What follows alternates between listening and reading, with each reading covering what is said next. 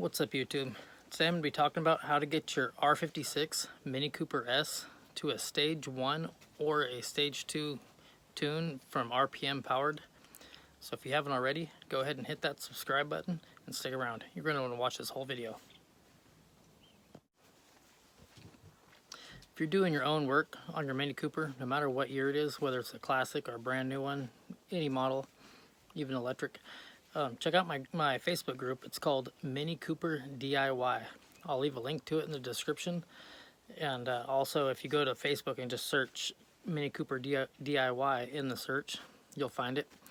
There's a lot of people in there asking questions, and there's a lot of people answering them. Pretty much any question you have will get answered. There's over 2,500 people, I think 2,600 people in there right now. So yeah, go ahead and check that out. I already did a video the other day to get your car to your R56 Mini Cooper S to stage 3. I'll link to that in the description, but that's not the purpose of this video. The reason I didn't make two videos for stage 1 and stage 2 is because for stage 1 you really don't need much. Stage 2 you don't really need much either, so I just figured to make them both the same video easier.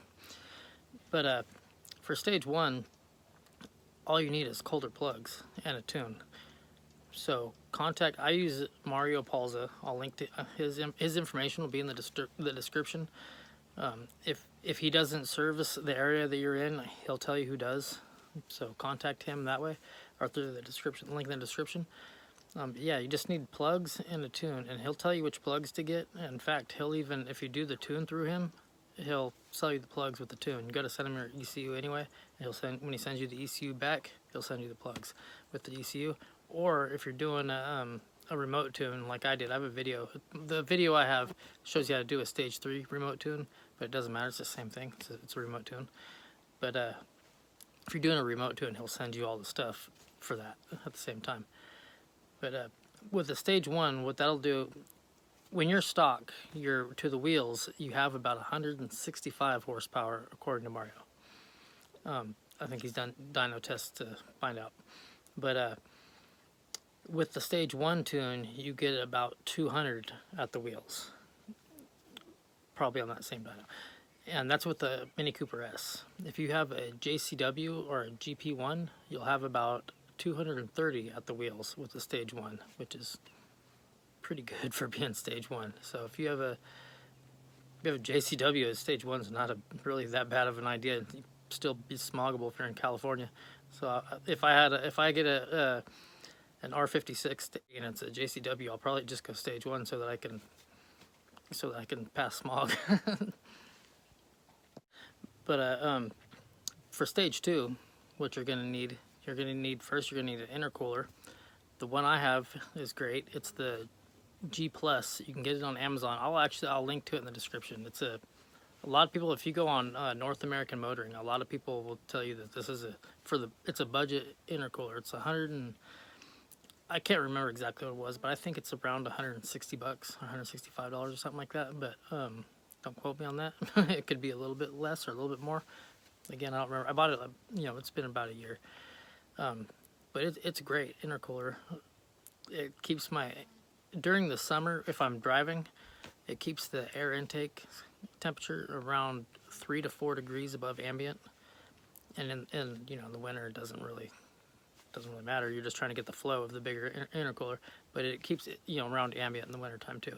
But it could be 100 degrees out, and I could be driving, and it's not 130 degrees air temperature like it would be with the stock intercooler. So you can't really go wrong with the G Plus. And like I said, I'll link to that one in the description, or you can get a better one. Mario sells them. I don't know the price of his, but they're actually I don't know much about his. I just know that he sells them. But there's Forge and Helix and stuff, so you can get those too. But the next thing you're gonna need is a catless downpipe, and the one I have is also from Mario. It's great. In fact, it's amazing. If you watch my video, I have a video that actually shows it. It's the second video I made on my channel. It's how to ceramic coat a catless downpipe, or just how to ceramic coat a downpipe. I ceramic coated, and you can get a good view of what that downpipe looks like, and it's a pretty nice downpipe. Also, it's nice enough to where I have it in the header of my channel. So if you look at the header of my channel, there's a downpipe leaning up against my wheels. That's the ceramic coated. That's the downpipe I ceramic coated that I bought from Mario Palza. That's in my car right now, and it's great. But yeah, you don't have to buy that one, but you definitely need one. And then after that, you need one-step colder plugs. Buy those from your tuner, or you don't have to buy them from your tuner, but ask your tuner which plugs to get. The ones I have are their NKG 1422s, but I'm stage 3 with a JCW turbo. It's basically stage 2 with, if you have a JCW, it's the same horsepower, but it's a stage 3 tune with the JCW turbo. So I don't know if it's the same plugs or not, so you'd have to ask Mario. And then obviously the last thing you're going to need is the tune. And again, same as stage 1, you could buy all that stuff and have it shipped when you do your when you send them your ECU, or you can tune it yourself with the remote tune, which I totally recommend the remote tune, because if you want to tune it back, you can do it. You have your tune on your little tuner, and you can change it anytime you want. And you don't have to worry. If you go to sell your car, you can put it back to stock and put your stock tune on it, and not have to worry about anything. So it's pretty great. And then for horsepower numbers on a stage 2, it's on an S, it's 230 horsepower at the wheels. And again, it's stock, you're 165, so that's a pretty big jump. And then on a JCW or a GP2, it's 250 at the wheels, which is about what I was quoted for with my stage 3, because I have a JCW turbo. I'm going to go bigger on the turbo when I do the methanol and all that stuff. We'll see. I got other stuff I want to do first, but I'm definitely going to go bigger, because I want to get closer to 300 horsepower eventually, but I also want to do it safely. So yeah, you need all those things. That's what you have to have. But also, I already made the description for this video. But in the description, I have a link to a video, 11 ways to make your R56 Mini Cooper S more reliable. Make sure you do that stuff before you do a tune, or your car's not going to be that reliable, and you might blow it up.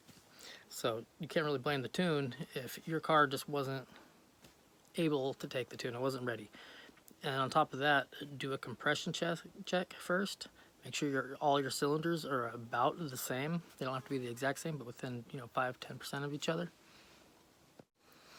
I had to move a little bit forward because that sun is getting right in my face. But yeah, make sure your compression is within 5% to maybe 10% at the worst between each cylinder. And if it's different, figure out why. Do a leak down test. I would actually recommend doing a leak down test anyway, even if they're the same. It just doesn't hurt. It's an easy job to do, and you can buy a cheap leak down tester from Harbor Freight. It's going to work just fine. That's what I used when I did mine, when I diagnosed my exhaust valve was blown out and I needed to replace, or burnt out, and I needed to replace it. So yeah, do all that stuff first before you do your tune. Got the sun back in my face again, but yeah. Alright, I think I finally made it out of the sun. But yeah, no matter which Mini Cooper you drive, check out my Facebook group, Mini Cooper DIY. Join it. It's fast growing. I think it's probably the best, probably a little bit biased, but best Facebook group on Facebook for Mini Coopers. If you're not into Facebook groups, you're not in a bunch, you don't know about Facebook groups for Mini Coopers, don't just join mine. Join a bunch of them. You'll learn so much about these cars, and then you'll be more help when other people have questions, because you'll have already done it. You've already read the answers, done it yourself. Experience is actually definitely better than just reading it. But yeah, check out all the links in the description. I have links in the description to tools that you'll definitely need when you work on your Mini Cooper.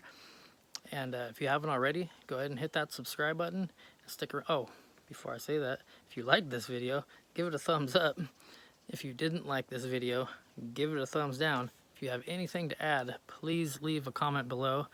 I would like to hear what you have to say. I'm sure anybody watching this video, if you have something to correct me on, which you might not.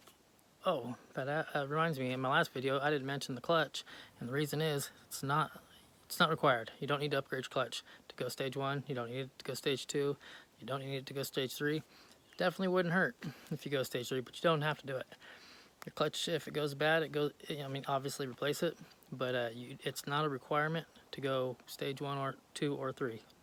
So that's why I didn't mention it, and that's why I mention it now. But yeah, like I said, if you like this video, give it a thumbs up. If you didn't like this video, give it a thumbs down. If you have any comments, leave them in the comment section below, and I'll catch you in the next video.